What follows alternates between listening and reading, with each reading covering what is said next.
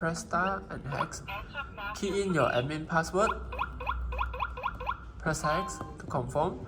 Okay, after that you can see the locker setting. Press 1. Add user. Press 1. Okay, if you want to add a face, press 1. Just look the camera. Look up, please. Look down. Turn left, please. Turn right, please. Okay, already done. If you want to register finger, press 2. Enter fingerprint. Just put your finger behind here, have a sensor. Put 5 times. Enter again. Enter again. Enter again. Enter again. Already done.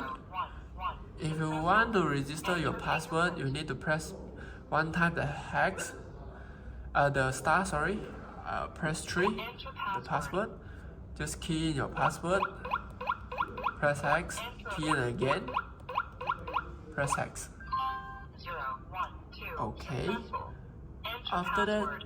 if you want to register your card, press 1 time again the star. And then select the card, press 4.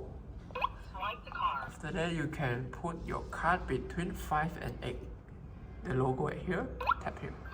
Already 0, done. 1, 3.